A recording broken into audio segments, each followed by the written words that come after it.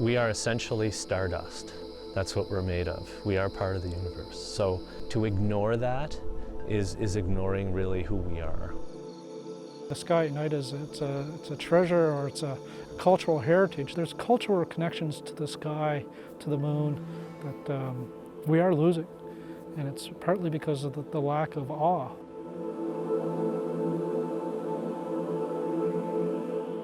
Hello, I'm Tom Murphy. Welcome to Land and Sea.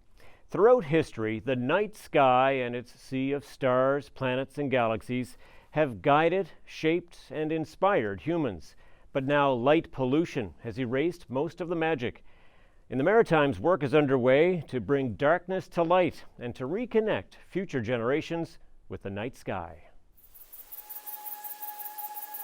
Humans have a natural inclination to look up at the sky.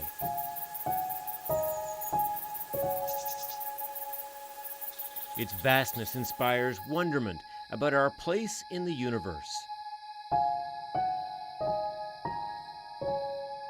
For most ancient societies, the answers to life's questions were found by contemplating and observing the night sky.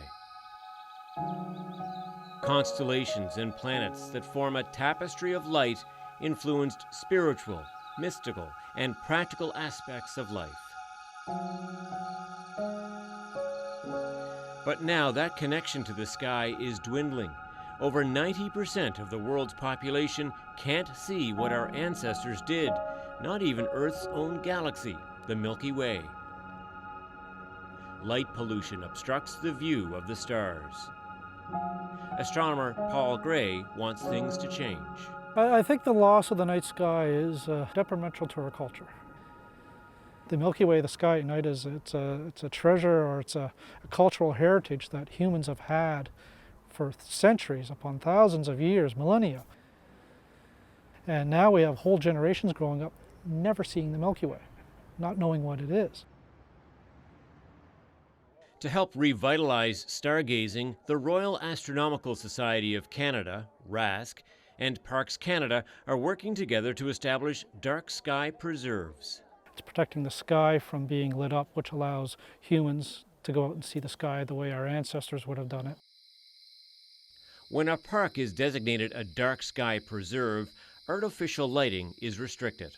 But when you're standing under the sky and you look up and you realize that Milky Way is our galaxy, and you're inside of that galaxy, and then someone points out to you, well, there's the Andromeda galaxy, and you can see it just barely by the naked eye, and it's as big as our galaxy, and it's one of billions. You start to realize how small we are. But you don't see that if you don't get under the dark sky. Fundy National Park in New Brunswick stretches for 12 kilometers along the Bay of Fundy's breathtaking coastline. In 2011, the park got its Dark Sky Preserve designation. Education is a core mission of Dark Sky Preserves, and RASC New Brunswick is hosting a weekend-long star party at the park. When people come to the Dark Sky Preserves, they learn about what the Dark Sky Preserve is, but they learn also about what artificial light at night is doing back home, and they learn ways to help and spread the word. Fundy Park is actually one of the better spots here in the province because it's one of the darker spots. And so what we can see here, of course, is we get a really good view to the south of what we call the Milky Way, the central arm of our galaxy. You can see, hundreds of millions of stars, which is really bright. Where if you look in an urban center, it's kind of hard to see, or it's fairly dim. Star parties are good news for 13-year-old Amelia West, who wants to be an astrophysicist.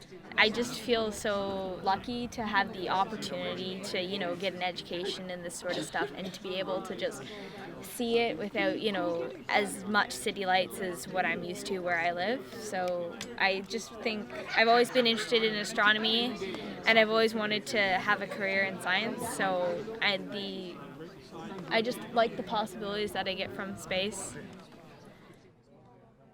It doesn't have to be dark to appreciate space.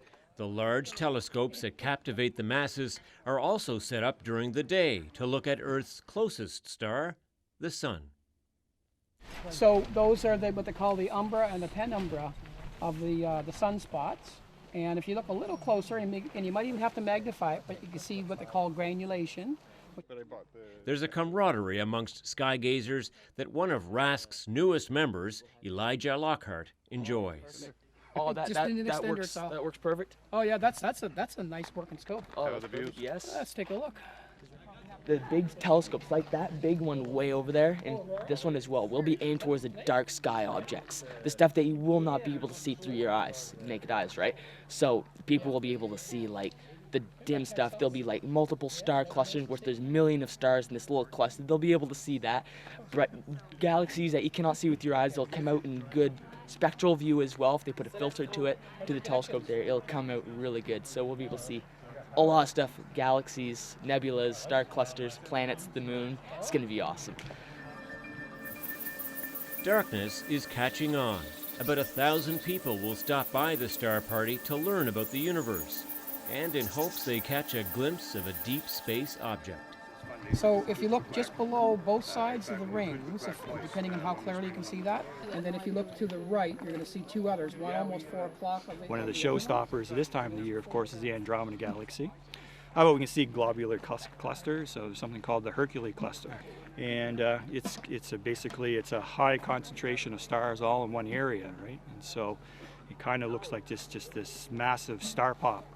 And so those are really kind of fascinating. We get a lot of oohs and ahs when people take a look through a telescope of that. Even seasoned astronomers like Paul Gray don't miss a chance to stargaze. The arm of the Milky Way? I love the comradeship of being in the astronomy group, and I love the night sky. How many stars will be in that galaxy? Billions. Billions. Trillions. Okay. So where do I look through here to see that? Yeah. Yeah. Straight through here? Straight through that. Okay. There. No electronics, no devices, no light, and all you can do is sit there and watch and talk. You said the Big Dipper is below. The Big Dipper is right here. That's the small and the big. It's a great time. It's a great time to connect with the kids and to enjoy the sky. Using the night sky to connect with family is something that Ursula Johnson knows well. Growing up in Cape Breton, she spent many evenings looking up. Absigal nanega, benkobotek bodlodek, ilohaptumek na musikiska, na granddad mkopidonega ma ilohaptido. Tulo, ke kaptero sa desbugokol nimitis no airplane oskudaho. Gizna nanning kopidoj negam tulo, ona ilohamadis no glohoistan bemaijidashik. Ilohamadis no rona negamuki madisno. Giznanin kishin kopidoj tulo, kilo ilohaptamenish ona musikis bibanner gisidis no ga. Da when giswi duash glohoish, ka mia when giswi duash na negamona today gedo. Mi'kmaq culture relied on the night sky. Spectacular scenes that reveal themselves at night inspired stories that connect generation to generation.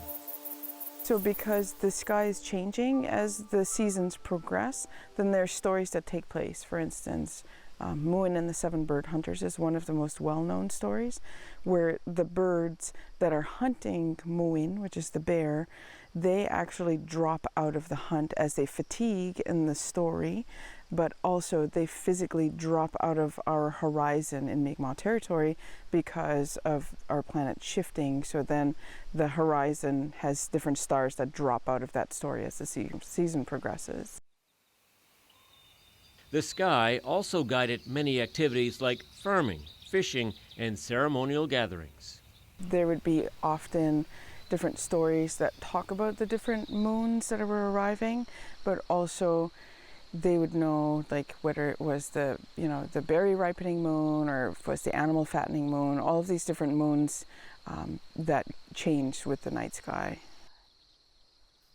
These are stories that have been passed on through generations between Mi'kmaq families all over the Atlantic region. Now, Johnson is an artist and cultural interpreter at Kejimkujik National Park and National Historic Site. The park is a dark sky preserve. Johnson uses the area's landscape and its vast display of stars to educate people about Mi'kmaq heritage. So if there's a story that's shared to me by our elders in regards to the dark sky, or maybe even about how the relationship between the rabbit and the moon, or about the star bride. So many different stories that exist out there. One of my jobs as an animator from studying theater is to bring those stories to life. When I do my storytelling programs here in Keji, I feel like those stories, they were birthed here. There's something about, it's really magical. And so when I'm here and I'm thinking about these different folklores or these different mythologies or stories, whatever you want to name them, those characters emerge to me in those places. So it's almost as if the character development is in the land, it's in the water, it's in the wind, it's in the trees, it's in the little fawn that's standing on the side of the road, and it's that magic that Keji has always held for me.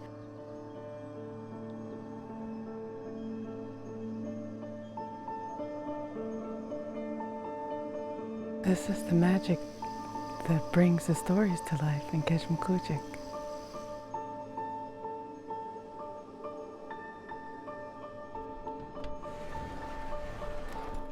Coming up, Chasing the Dark. A blind man shares his vision of the night sky. So I can actually see a little bit more than you would through the telescope looking at faint deep space objects.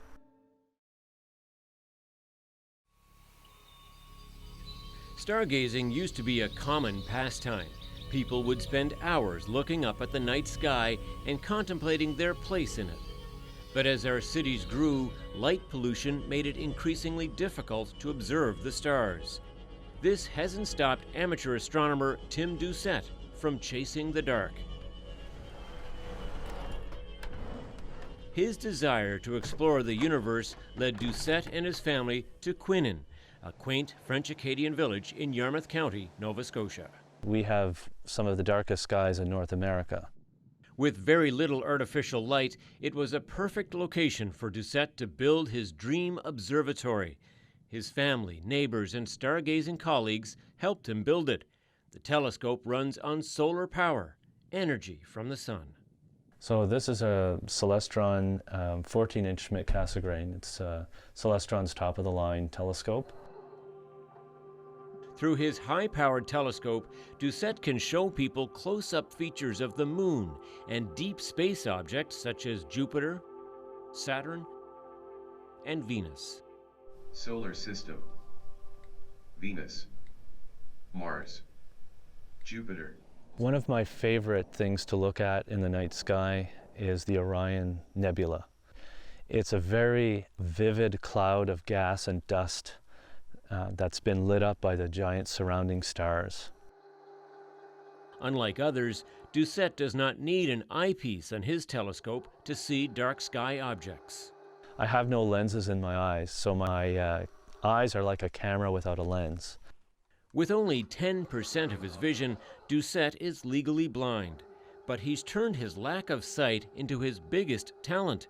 Because his pupils are permanently dilated, he can see things other people can't. In other words, Tim Doucette has super night vision. So I can actually see a little bit more than you would through the telescope looking at faint deep space objects. After 2 years of preparation, Doucette is now ready for the grand opening of the observatory. Welcome to the Deep Sky Observatory, folks. Come on in, come on out back. We created Deep Sky Observatory to have a place for people to come and learn about the night sky and to gain that appreciation of our own planet. To me, it's curiosity, it's a learning experience, and it's like the more I can learn, the more I can reiterate it to other people and share that gift with other people.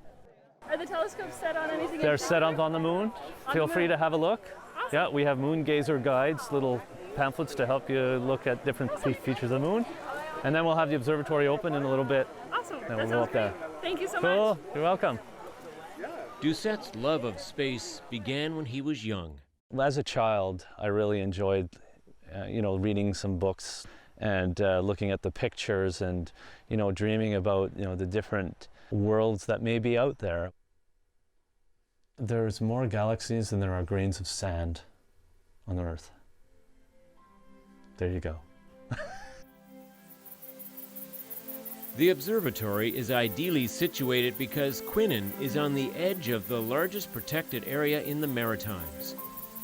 For this reason, organizations like UNESCO have designated the region a Starlight Reserve and Starlight Tourist Destination. And we're the first in North America to actually get the Starlight Tourist Destination, and we're the fourth place in the world to get both designations as Starlight Tourist and Starlight Reserve. It's a little bit more than just preserving sort of the dark sky in the area. It also encompasses promoting astronomy, into the schools, sciences, and of course it impacts all of our region for tourism. The designation is called Acadian Skies and Mi'kmaq Lands. Well, the Acadians here, most of them, it's a fishing community, and years ago, of course, before technology, they had navigation by the sea, on the sea. It was basically navigating by the stars. And of course, the Acadian flag itself has a yellow star representing Stella Maria, which basically means Star of the Sea, or Polaris, which is the North Star. In this picturesque Acadian village of only 300 people, the excitement of the grand opening draws 150 explorers to witness the glory of the night sky. I would like to thank everybody in my family for helping me build my dream. Let's go share it with everybody.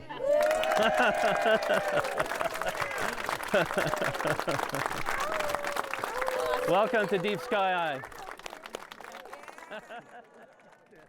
I like to teach people about the universe and to give them, a new appreciation for, the vastness of the universe, and to show them how special our planet is and how it's important for us to take care of it and each other. Coming up, protecting the night sky. It's protecting the sky from being lit up, which allows humans to go out and see the sky the way our ancestors would have done it.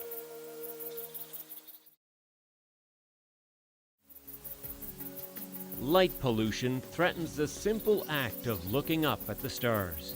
While this slow loss of darkness isn't always obvious, connections to cultures and the mysteries of the universe are fading with the night sky. Born out of stargazing, one of the oldest natural sciences, astronomy, is the study of the stars, planets, and space. Astronomy is the love of the sky. Well, a friend of mine once took a picture of a bunch of people standing around, and they were all doing this. And he said, you can tell astronomers by the crook in their neck. And that's astronomy. If you're always doing this, you're doing astronomy. But things are not looking up for the stars, and it's not just astronomy that is under attack. Light pollution or artificial light has negative effects on human health and the environment. All the natural environment depends on a night sky, or on a darkness, or on a cycle.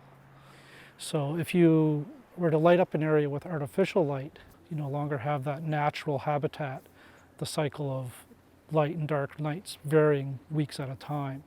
And it affects everything from the fauna to the animals to even humans.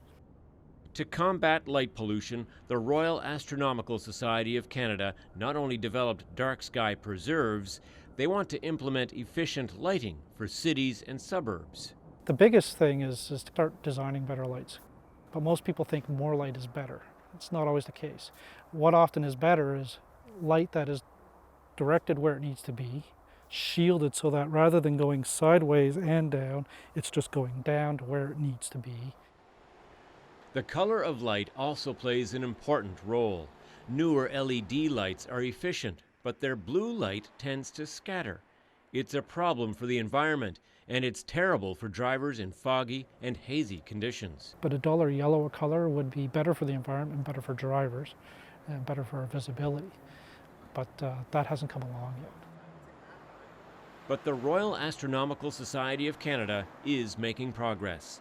To combat light pollution, there are now 4 dark sky preserves in the Maritimes, and Paul Gray is hopeful that the night sky is gaining a new audience to share in his unbridled passion for the stars. Where it's going to end up in the future, I don't know. Are we going to have to go to a place like this to see this Milky Way in 100 years? Maybe. I hope not.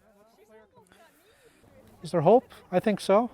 I hope so. I hope my grandkids, if I ever have them, get to see the sky the way my kids and I have gotten to see them. I do hope for a darker future in a way, but a brighter future too. Tim Doucette wants to help people around the world to see the night sky as he does, from the village of Quinnen, Nova Scotia. His goal is to put his telescope online so that stargazers, no matter where they live, can view and receive pictures of objects in space. Or the computer will open up the dome, the telescope will move and take a picture and send it to you through your Facebook or Twitter account. If successful, the Deep Sky Observatory will be the third telescope in the world that can do this. But for now, Tim Doucette will continue to explore far beyond his childhood dreams, and he is happy to share his observatory, his space, with everyone.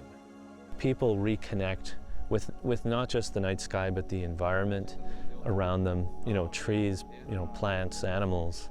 To reconnect, I do feel we have lost a lot of that. But I do feel that slowly we're starting to regain some of that connection. We are essentially stardust. That's what we're made of. We are part of the universe. So to ignore that is ignoring really who we are.